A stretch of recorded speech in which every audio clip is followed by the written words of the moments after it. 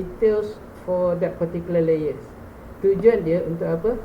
Untuk engineers untuk dia for development, for engineers technology development lah, used by engineer for dia punya teknologi lah, research kan, untuk development, nak create new device ke, new protocol ke kan, untuk development, ataupun untuk troubleshooting ke whatever lah, or for troubleshooting kan, nak check dekat mana dia punya problem ni, network tak ada. Is it on the cable physical layer? No. Is it on the dia punya coding decoding dia punya tu data? No. Is it on the network ni untuk antara PC dengan PC, dia guna IP address. IP dia set ke tak set? IP dah set, tapi tak boleh juga. Mungkin dekat mana? Something else lah kan, atas lagi. Tapi mostly dekat sini lah kan. Sebab apa? Transport layer ni dia dah upper layer dah. Yang ini dekat ni configuration juga ni, TCP IP ni kan, TCP or UDP. Ini dekat mana? Dekat sini kan. Awak dekat open network tu, dia punya configuration ni kan, dekat sini configuration. Protokol tu ada tak? Ada dekat sini. Dia punya protokol untuk IPv4. So check lah dekat sini kan. File sharing, kalau check file tapi tak boleh. Dia punya protokol untuk IPv4 ni, Ethernet protokol. Dia tak install. Dah set tapi tak install. Protokol dia tak masuk, tak ada. Ataupun version 6 ke protokol. Dekat link layer tadi dah okey, semua okey dah. So dekat mana tu? Dekat protokol dia tak set dia punya, tak configure dia punya protokol dia. So tak boleh communicate juga. So itu maksud apa? Troubleshooting troubleshooting. Ataupun dekat sini dia punya application dia tak install properly. FTP punya application tak install. FTP ni apa? Dekat FileZilla tu kan. FileZilla punya tu. Okay. FileZilla tak install. So tak boleh nak tu lah. Tak proper lah, tak install properly. So FileZilla atau FTP.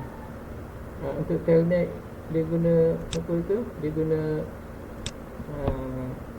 dia panggil apa nama tu? Party. Untuk telnet punya. Dia semua dah okey except for yang tu tak ada. Party punya ni FileZilla. FileZilla ni untuk nak hantar atau share ataupun nak check lah kan. Kalau kita set kita punya komputer sebagai FTP server, orang lain dari mana-mana satu dunia boleh akses kan. Pergi dekat sini je host, taruh IP address, and then make sure dia ada username and password lah kan. Tak ada username password dia tak boleh buka. Okay. Untuk dia nak download ke upload file kan dekat server. Ini yang untuk FileZilla. Kalau untuk yang untuk apa ni, terminal punya, pakai ni terminal tu untuk telnet dengan SSH ROA. Ni kan telnet dengan SSH kan. Ni semua terminal jugalah. Maksud terminal dekat sini ni remote access ni. Maknanya dekat mana-mana pun kalau guna ni, dia punya terminal punya ni, seolah-olah kita duduk depan komputer tu. Walaupun kita mungkin pergi holiday kan, selama kita ada parti ni, kita guna komputer lain, seolah-olah kita duduk, kalau dia punya server dekat office, seolah-olah kita duduk dekat office. Sebab kita guna semua sekali ni macam biasa kan. Mungkin pakai Windows ke ataupun pakai non-Windows punya environment, tapi kita pasti boleh pakai seolah-olah duduk depan komputer tu. Ini guna menggunakan parti Alright, so itu dia kan, dia punya functionality kan dekat sini. Saya sebut yang ini dia punya nama, yang ini dia punya actual function dia. kan. Physical tadi untuk interconnect to host PC 1, PC 2 secara fizikal, tarik wire dekat PC 1 sampai ke PC 2. Kalau direct je tanpa apa-apa equipment, boleh juga. Kita kena guna apa, nama dia apa, null modem nama dia, ataupun dipanggil crossover cable. Nanti lab 2 kita buat.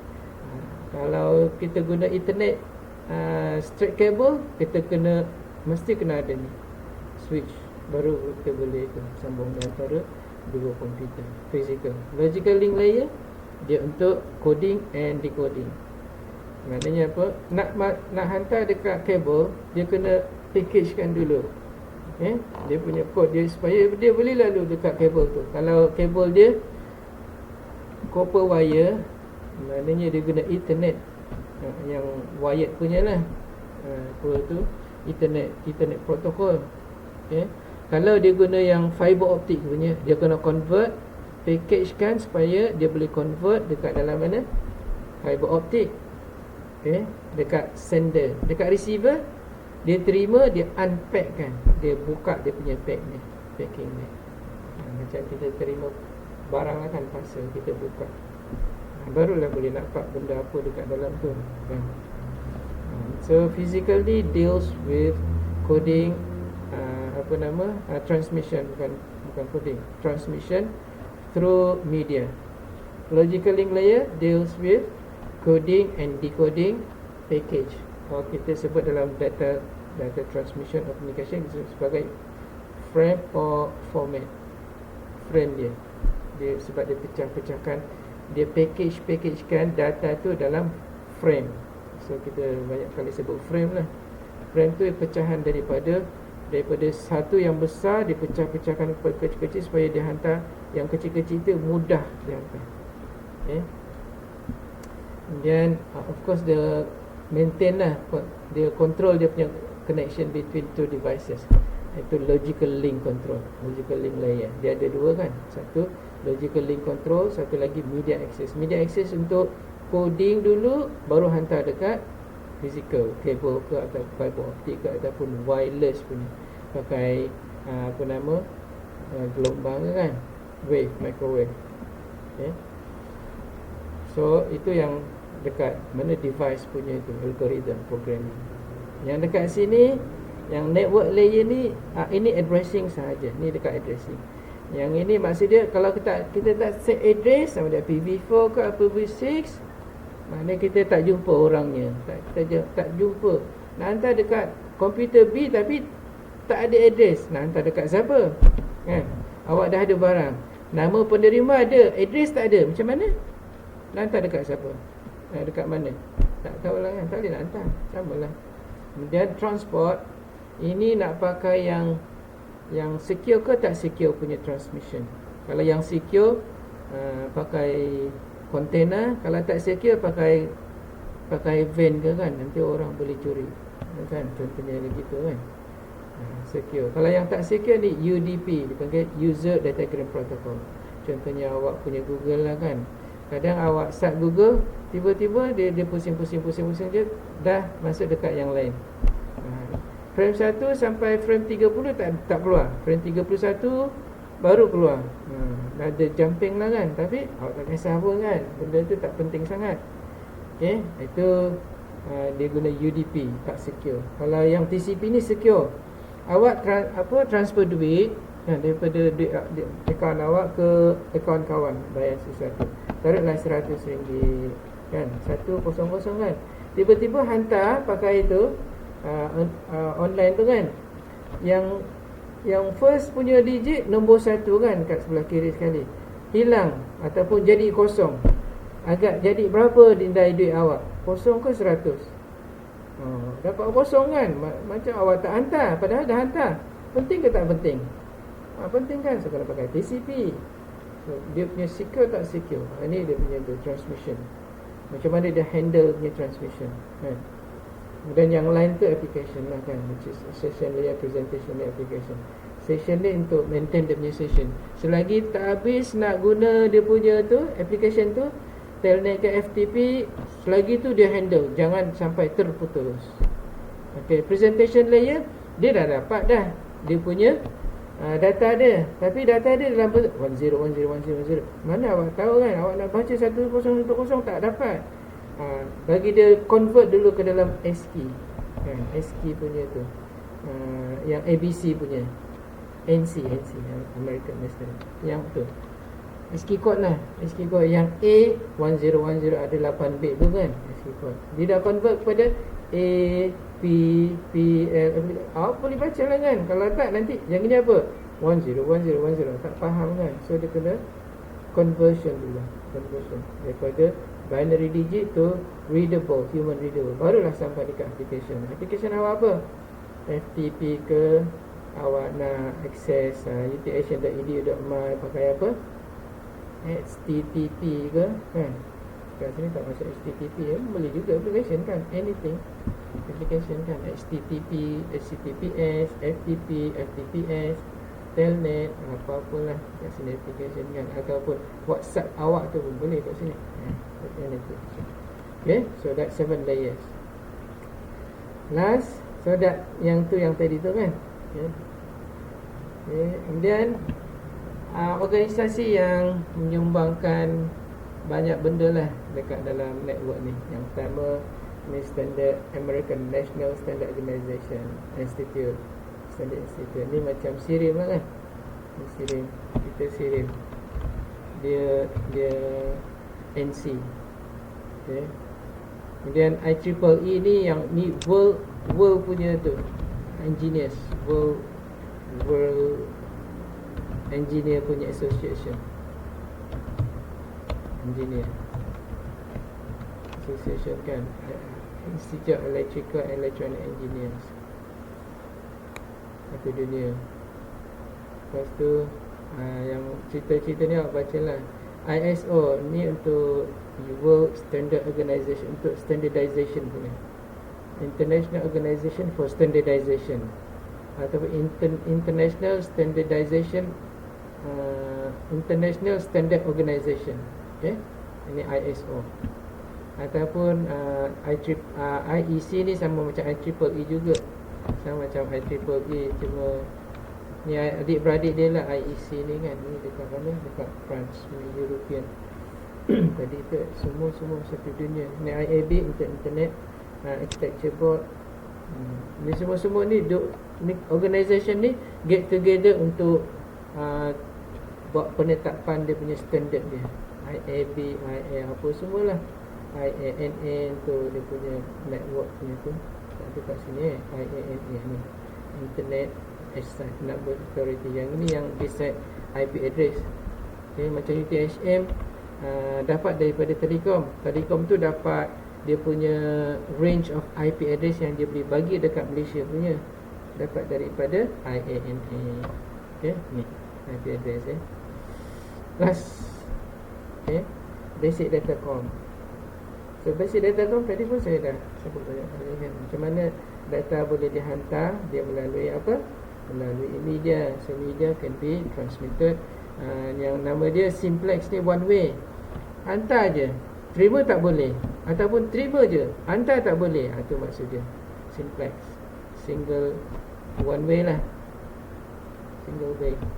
Okay, yang satu lagi dia boleh, dua-dua boleh, hantar boleh, terima boleh, tapi tak boleh dalam satu masa.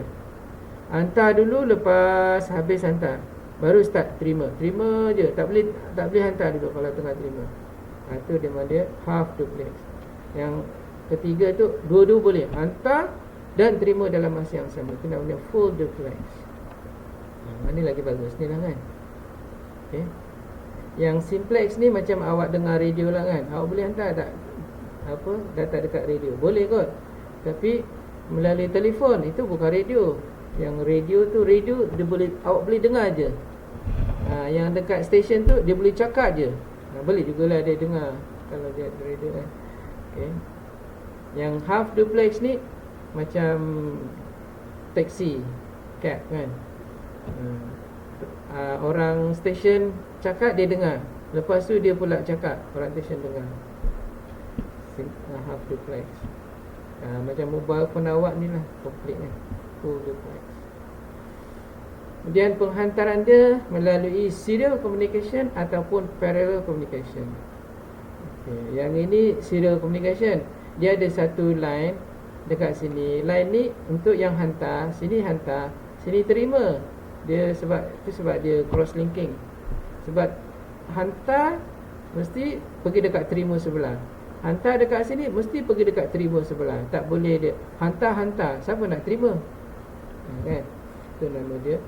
Ni serial. Yang satu lagi ni untuk control dengan apa-apalah, untuk control lah, untuk control. Maksud dia apa? Okey, sekarang hantar dan terima. Apa-apalah dekat sini nak configure dia punya tu, clocking ke apa semua kan.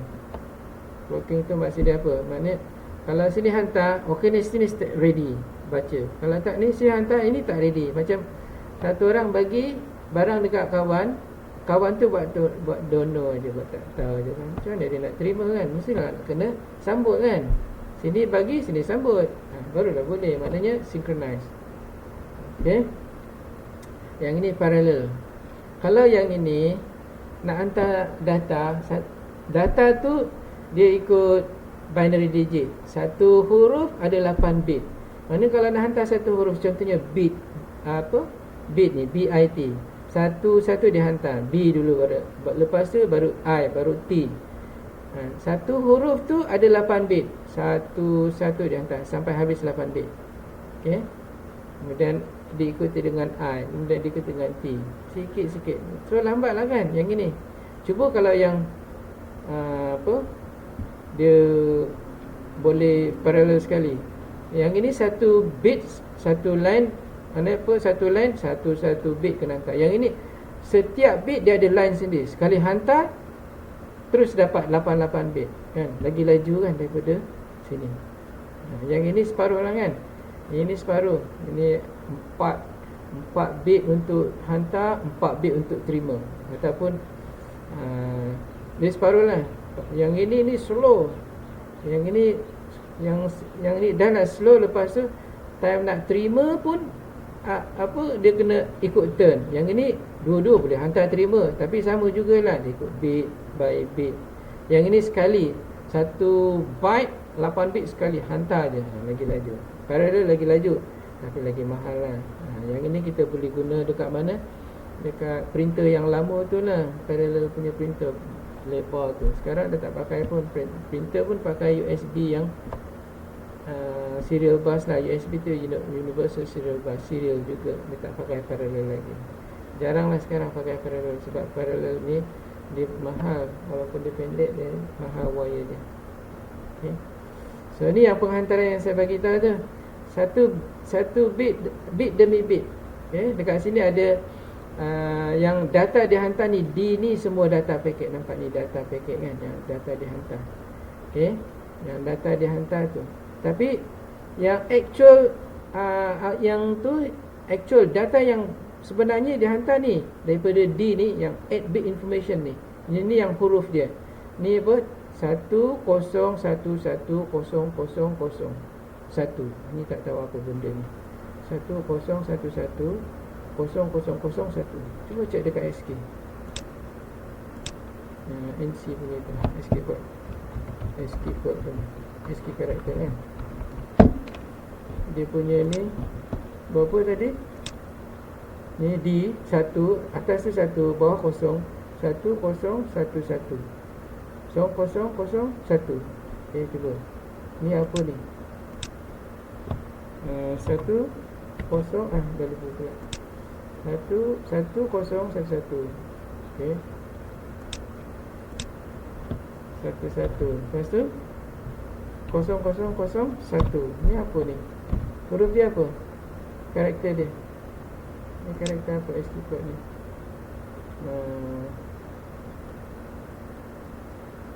Bukan yang ni. Tengoklah dekat sini lagi senang kan. Ni tu. 1011. Tak ada nak sini lah. In SQ kan? In SQ. So in SQ binary. In SQ. boleh juga. Berapa? Number of conversion speed. Tengok je lah kat sini kan.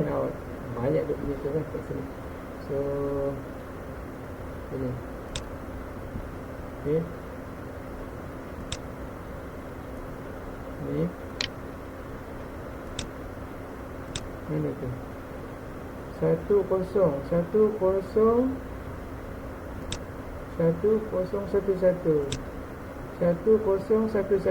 ni 1011. Kemudian ni yang 7 bit punya, kita ni yang 8 bit punya. Okey lah, tak apa. Yang ini dia terbalikkan. Anyway, ni dia punya tu lah. Ni decimal dia dengan dia punya kod dia. Ini A huruf besar, ni apa ni, space bar, exclamation punya kod tu kan dekat situ. Dekat situ pun tak ada juga. Sini lah, ada lah kat situ. Dia cuma terbalikkan aja. Dia pakai 7 bit punya tu. 7 bit representation, bukan 8 bit punya. Okay. But anyway, itulah dia. Okay. Ni yang 8 bit punya representation. Okay. 8 bit representation. Ada dia punya orang Arab pun ada jadi record. Anyway, itulah dia yang dia hantar satu-satu lah. So next, ni satu-satu dia hantar. Yang ini maksud dia punya start yang bit yang dihantar mula dekat sini dulu, last sekali yang ini. Okay. P ni untuk dia yang ni start bit, yang ini end of the bit.